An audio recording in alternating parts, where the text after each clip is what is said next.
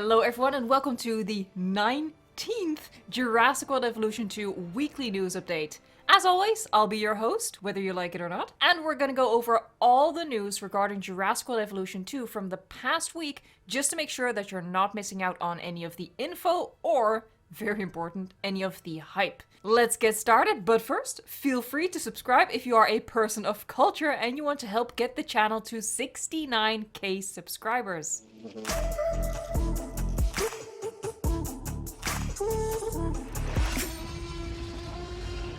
This week we got a park management guide and a feature focus article. As to be expected after 19 weeks of news coverage, there wasn't that much news in these two, but it wasn't completely free of hype either.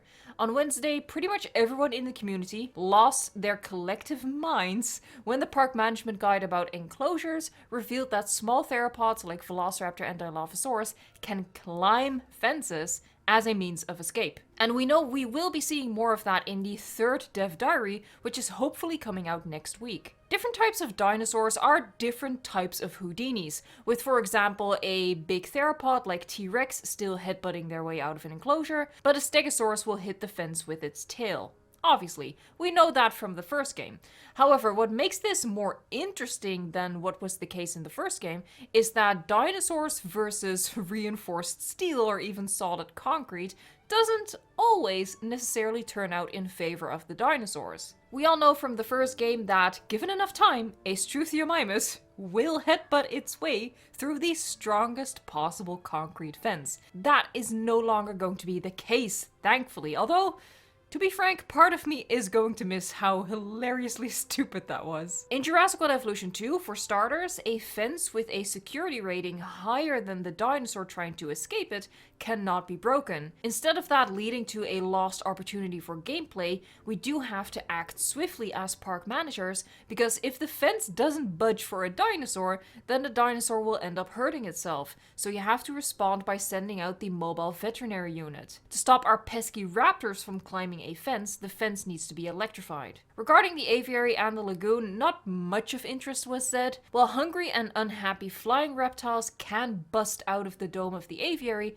the same unfortunately cannot be said for the marine reptiles in the lagoons. Of course, escape would have been far-fetched to begin with, since they're in a landlocked lagoon, but it looks like they won't even act out. The article mentions no aggression or agitation at all with regards to the marine reptiles, and it just simply states that if they don't get fed, they will die of hunger. Like your goldfish while you were away on vacation and your parents forgot to give the neighbors the spare key to the house. Sorry, trauma? What trauma? Final note for the park management guide is that tours can go through the aviary and monorails can go over the lagoons. So that's going to make for some interesting experiences for our guests. Moving on to the feature focus article from yesterday, which was about weather calamities. We have 4 different types in total, and which you will be faced with depends on the biome that your park is in. Sandstorms in the desert, snowstorms in the taiga and alpine environment, and seriously, Frontier,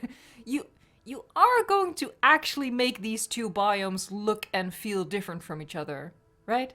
Tornadoes on the temperate map and hurricanes on our tropical islands. Let's go over how they will affect your parks, your dinosaurs, your guests, and your staff, because there is some interesting stuff in there. Starting with sandstorms. They will obscure visibility in the sense that ranger scans of dinosaurs will be cleared, so dinosaurs need to be re-scanned for a status update. And guest visibility cones will be reduced. High wind speeds will damage equipment and buildings, land vehicles will be subject to engine failure, and power stations will periodically lose power. Sandstorms will affect the dinosaurs by way of causing diseases to spread. To prepare, you should build shelters and backup generators, and storm damage upgrades will help protect some of your buildings. Snowstorms are next, and they're my favorite, not just because they look cool, but also because they have an interesting effect on the dinosaurs as well. Snowstorms will affect visibility similarly to a sandstorm, but will also stop dinosaurs from appearing in the map UI, making it that much harder for you to track them down, especially, if they escape. Dinosaurs are more likely to get injured, for example by frostbite, so we need to send out our MVUs. I really hope, this is kind of dark, but I really hope we're actually going to see frostbite. That's really dark, I should move on. PETA? Is PETA at the door? Unfortunately, due to the snow, ground vehicles are significantly slower, something we need to be prepared for in advance by sending out teams at the first sign of trouble. Also, again, we should have shelters for our guests. Third, tornadoes. The flippin' tornadoes. I really hated these so much in the first game, and it looks like they're back. They're just back. The article literally says, "You'll be familiar with tornadoes from the first game." Yes, very familiar. Also very traumatized. A twister will sweep through your park, destroying buildings, vehicles, fences, and pylons in its path. The dinosaurs will start to flee or become agitated, which leads to injuries and escapes. The only preventative measures we can take are placing shelters and storm upgrades. Everything else is just panic after the fact. The fourth and final calamity are hurricanes. Hurricanes cause periodic damage to buildings, fences, and pylons as they descend upon your park, and are also likely to cause damage to vehicles, so the rangers you deploy to repair the damage are in for a treat. Luckily, your dinosaurs won't be impacted too much by this particular calamity, so as long as you've got a shelter in place for your guests and a ranger team on hand to mend any damage caused, you should be able to manage when a tropical storm hits. And yes, I did get lazy and didn't even bother rephrasing that. The species list is still the same as it was last week. I do really hope that we get 2 or at least 1 really exciting species field guide before launch, either Lipleurodon or the Spinosaurus. Would be very much appreciated by yours truly. I do want to highlight this tweet. I thought it was funny. And really, that was it. If you enjoyed this week's news video, give the video a like. I mean, come on. 19 weeks of this. Surely at least I get like an A for effort? When Jurassic World Evolution 2 launches, I have the whole week off from my actual job to play the game and make videos for you guys. So if you want to be around for that, hit the subscribe.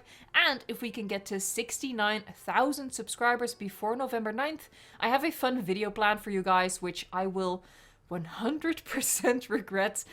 But I think you're gonna get a good laugh out of it. And if you really want to be part of the square, follow me on Twitter for behind the scenes stuff and a daily countdown to launch, and join the Evolution Square Discord if you dare. The link is in the description box. Thank you so much for watching, liking, subscribing, and until next time, enjoy the anticipation.